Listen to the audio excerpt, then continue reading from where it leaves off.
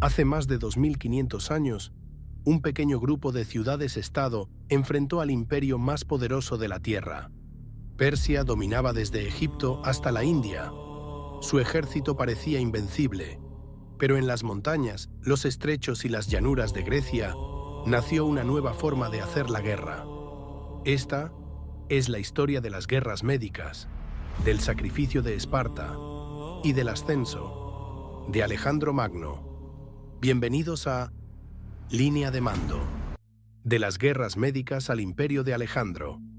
Los griegos no eran un imperio, eran ciudades independientes, rivales entre sí. Atenas, Esparta, Tebas, Corinto. Pero frente a Persia, debían sobrevivir.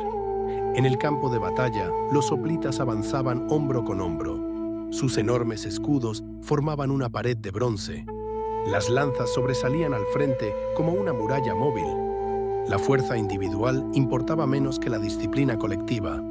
Esta formación era conocida como la falange hoplítica, una estructura compacta de infantería pesada diseñada para resistir el impacto y destruir al enemigo en combate cercano. Frente a ellos se encontraba el Imperio Persa, una monarquía gigantesca que reunía pueblos de todo Oriente.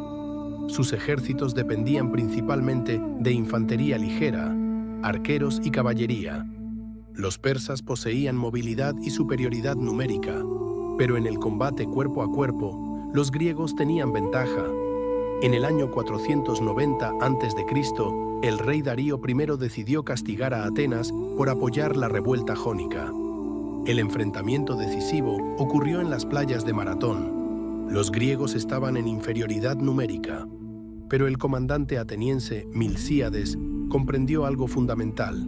Si permanecían quietos, los arqueros persas los destruirían. Entonces tomó una decisión arriesgada, reforzó sus alas y debilitó deliberadamente el centro de su formación. Y luego ocurrió algo inesperado. Los hoplitas comenzaron a correr.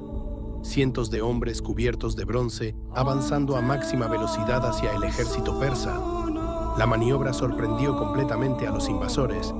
El centro griego retrocedió, pero las alas envolvieron a las fuerzas persas en un doble movimiento de pinza.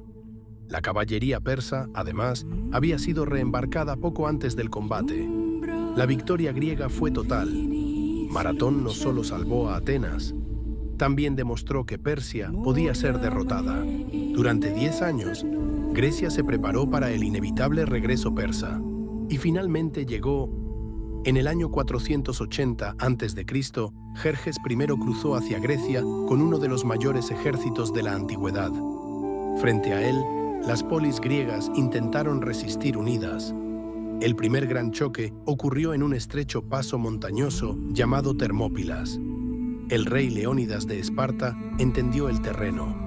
El desfiladero era tan estrecho que el enorme ejército persa no podía desplegar toda su fuerza. Allí, los hoplitas griegos transformaron el terreno en una trampa. Durante días, los persas atacaron una y otra vez. Fueron rechazados. Incluso los inmortales, la guardia de élite persa, no pudieron romper la muralla de escudos espartana. Pero entonces apareció Efialtes, un hombre que reveló a los persas un sendero oculto entre las montañas. Grecia estaba a punto de ser rodeada. Leónidas tomó una decisión final: permanecer, no para ganar, sino para dar tiempo a la retirada del resto del ejército griego. Junto a sus 300 espartanos y otros aliados griegos, luchó hasta la muerte. Las Termópilas se convirtieron en un símbolo eterno de sacrificio, disciplina y resistencia. Pero la guerra aún no había terminado. Un año después, en Platea, las fuerzas griegas se enfrentaron nuevamente a Persia. Bajo el mando de Pausanias, la infantería hoplítica volvió a demostrar su superioridad en combate cercano. El ejército persa de Mardonio fue destruido. La invasión había terminado. Grecia había sobrevivido. Sin embargo, las décadas siguientes trajeron nuevos conflictos entre las propias ciudades griegas. Mientras Atenas y Esparta se desgastaban en guerras internas, al norte surgía una nueva potencia, Macedonia, y con ella apareció uno de los mayores reformadores militares de la historia antigua, Filipo II. Filipo transformó un reino periférico en la maquinaria de guerra más avanzada de su tiempo. Su principal innovación fue la falange macedónica.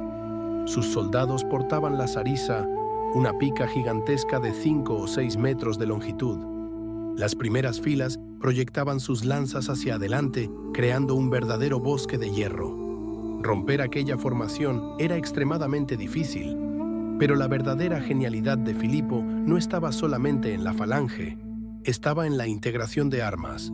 La falange fijaba al enemigo, la caballería golpeaba los flancos, era la táctica del yunque y el martillo. Una combinación devastadora. Cuando Filipo murió, su hijo heredó aquel ejército. Su nombre era Alejandro, y tenía apenas 20 años. Alejandro no heredó solamente un reino, heredó la máquina militar más poderosa del mundo antiguo.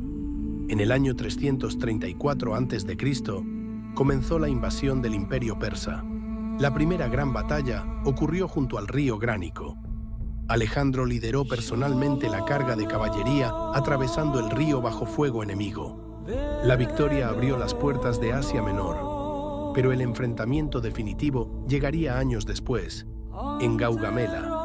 Darío III reunió un ejército inmenso. El terreno fue cuidadosamente preparado para favorecer a los carros falcados persas. Todo parecía favorecer a Persia, pero Alejandro volvió a demostrar su genio táctico. En lugar de atacar frontalmente, comenzó a desplazarse lateralmente.